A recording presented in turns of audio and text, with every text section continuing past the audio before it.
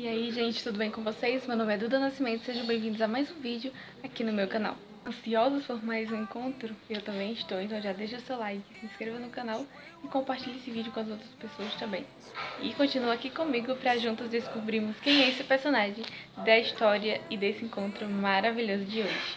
Nosso último encontro, nosso último personagem, nossa última história, então fica ligado para entender como esse encontro foi especial e incrivelmente impactante, não só na época, mas hoje pra nós também. Vamos lá, né, gente, pra história de como esse encontro de hoje aconteceu. Após a descida do Espírito Santo em Pentecostes, os discípulos começaram de verdade a pregação do Evangelho com toda a ênfase, com toda a ousadia que eles receberam do Espírito Santo.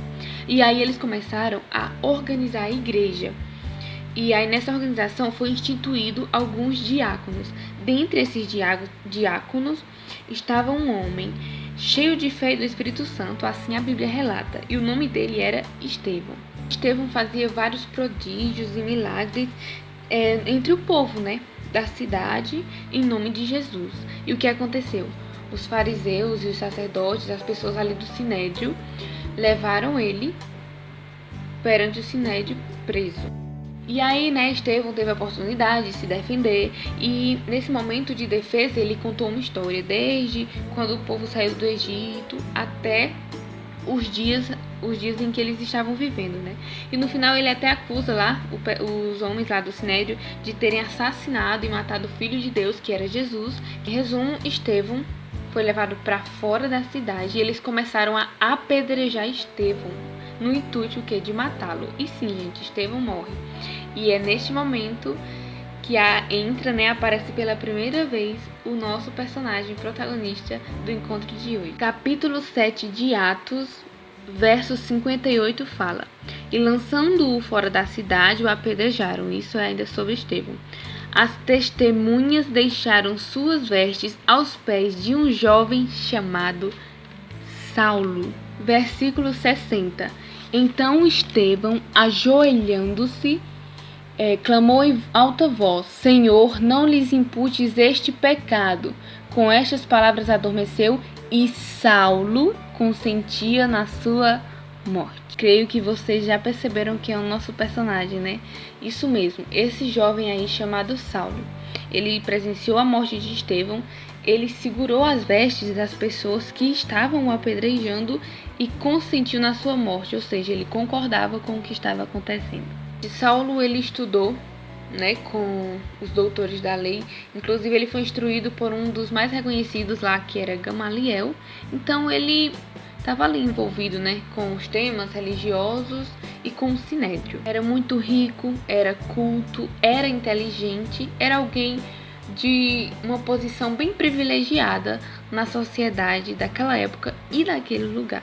Paulo consentia na morte de Estevão. Então, para ele, Jesus, a quem os discípulos pregavam, era apenas um homem que veio, fez uma revolução, mas não era de Deus. Então ele acreditava que Estevão e todos aqueles outros que pregavam a Cristo estavam errados. Após esse episódio que eu acabei de narrar, que é a morte de Estevão, todos aqueles que professavam fé em Cristo eram presos por Saulo, um perseguidor. É tanto que ele chegou para um dos principais sacerdotes e pediu autorização para ir a uma cidade chamada Damasco, para as sinagogas de Damasco, a fim de quê? De perseguir, prender e torturar todos aqueles que pregavam a Jesus Cristo morto e ressuscitado. Ele era ousado, era decidido. Se ele colocava algo na cabeça, ele ia atrás daquilo até conseguir. E aí ele foi ao sumo sacerdote e pediu essa autorização. E detalhe, o sacerdote concedeu a ele a autorização de ir até Damasco atrás dos cristãos que tinham fugido para lá. E foi nessa viagem, gente, que aconteceu o nosso encontro de hoje. Ao aproximar-se de Damasco, subitamente uma luz do céu brilhou ao seu redor. Caindo ele por terra, ouviu uma voz que lhe dizia: Saulo, Saulo, por que me persegue? Vejam só como começou esse encontro, né?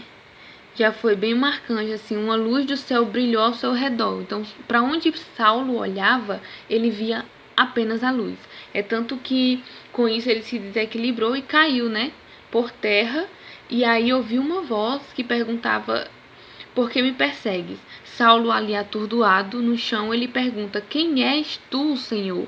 Ou seja, quem é você que está falando? Que até então Saulo não estava entendendo o que estava acontecendo. E aí a voz continuou: eu sou Jesus a quem tu persegues. E ainda no momento desse encontro, a voz deu mais instruções ainda a Saulo. Falou para ele levantar, entrar na cidade, que lá seria dito a ele o que ele deveria fazer. Junto dele estavam alguns companheiros de viagem que ouviram a voz, no entanto, não viram nada. Saulo foi o único que viu, né, a luz. E aí, o que ele fez? Ele levantou, só que ao abrir os olhos, ele percebeu que não podia ver. E aí, gente, Saulo levantou cego e teve que ser guiado pela mão, né, pelos seus companheiros até Damasco. E ele realmente foi até Damasco, né? E ele esteve 3 dias sem ver, e durante esses 3 dias ele não comeu e nem bebeu. Existia na cidade de Damasco um discípulo de Cristo chamado Ananias.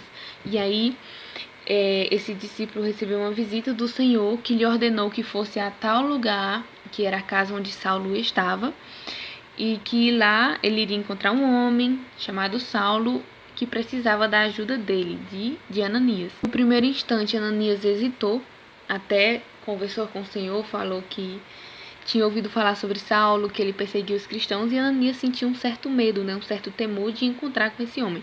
Mas o Senhor o garantiu de que iria ficar tudo bem, que ele deveria ir, porque Saulo precisava da visita dele. Então Ananias chegou lá na casa onde Saulo estava, e se dirigiu a ele e falou: Saulo, irmão, o Senhor me enviou a saber, o próprio Jesus, que te apareceu no caminho por onde vinhas, para que recuperes a vista e fiques cheio do Espírito Santo, porque o Senhor tinha falado para Ananias que Saulo era para ele um instrumento escolhido para levar a mensagem perante outros povos. Então Ananias entendeu ali a mensagem, foi até Saulo e falou essas mesmas palavras para ele, de que o próprio Jesus tinha tinha tido encontro com ele no caminho de Damasco, porque tinha escolhido ele. Saulo foi curado, ele voltou a enxergar e permaneceu em Damasco. Que encontro incrível, gente, né? O próprio Jesus apareceu a Saulo no caminho de Damasco. E vamos agora ver quais foram as mudanças impactantes que aconteceram na vida de Saulo após esse encontro. A primeira mudança impactante é uma mudança física também, né? Que foi a questão da cegueira mesmo. Depois do encontro, Saulo ficou cego durante 3 dias. Então, essa foi a primeira mudança, né, impactante na vida dele. Após ser curado, vem a segunda mudança impactante. E essa foi bem marcante porque não só ele sentiu essa mudança, mas os outros que estavam à volta dele viam essa mudança nele e eram impactados com ela também. Saulo, ele continuou em Damasco, né, a cidade para onde ele estava indo para Damasco para perseguir o povo de Deus. E aí, depois do encontro, depois que ele foi curado da cegueira, ele permaneceu em Damasco e começou a pregar em Damasco. O que Paulo pregava? A Jesus, afirmando que Jesus era o Filho de Deus. Totalmente ao contrário, né? Antes, ele estava indo lá para perseguir as pessoas que falavam isso. E depois do encontro, ele passou a pregar sobre isso nas sinagogas, afirmando que Jesus era de fato Filho de Deus. O perseguidor passou a ser perseguido. Por quê? Porque os judeus começaram a planejar matar Saulo. Como eu falei, ele era alguém muito decidido, muito ousado. Então, ele teve um encontro com Jesus e entendeu que não estava certo como ele pensava. Certo era o quê? Era aceitar Jesus. Ele aceitou e tudo que ele queria era passar adiante essa mensagem, passar adiante essa experiência que ele teve com Deus. Então, a mesma garra que ele tinha antes para perseguir, ele começou até agora para pregar sobre Jesus. E aquilo começou a incomodar os judeus de Damasco e eles começaram a planejar matá-lo, tanto que eles ficavam vigiando os portões da cidade dia e noite. A perseguição contra Saulo estava tão grande que alguns irmãos lá da cidade de Damasco, que reconheceram que ele tinha se convertido e o aceitaram como um novo seguidor de Jesus, à noite eles colocaram Saulo dentro de um cesto e desceram ele pela muralha da cidade, porque se fosse pelas portas não teria condição, porque tinha gente vigiando todas as portas porque queriam matá-lo. Então vejam que mudança, na vida de Saulo. Antes alguém importante, imponente, na sociedade, perseguidor do povo de Deus. Agora ele era considerado como um ninguém, porque ele que estava sendo perseguido. A partir daí, a vida de Saulo não foi mais a mesma de antes. Ele passou a ser um seguidor fiel de Jesus Cristo e um dos maiores pregadores da sua época. E outra mudança, interessante que a gente vê no relato bíblico é que depois de um tempo ele passou a ser chamado apenas de Paulo. Então até o nome dele mudou, de Saulo passou a ser chamado somente de Paulo. Damasco, Jerusalém, Tarso, Antioquia, Seleucia, Chipre, Salamina, Pafos, Perge, Panfilha, Pisídia, Icônio, Éfeso, Listra, Troade, Macedônia, Tessalônica, Atenas, Grécia, Cesareia, Mileto, entre outras. Essas foram as cidades por onde Paulo pregou o evangelho depois do seu encontro. Falei para vocês que ele foi um dos maiores pregadores da sua época. E foi, porque ele levou aquela mensagem de um Cristo morto e ressuscitado não só para os judeus, mas para toda a população gentil que existia naquela época. E o último destino de Paulo foi Roma, onde ele foi decapitado por pregar o evangelho. Vejam que mudança impactante, Antes ele matava pessoas que pregavam a Cristo e ele foi morto por essa razão, porque o encontro dele com Cristo no caminho de Damasco não foi em vão, não foi por acaso, foi uma escolha de Deus.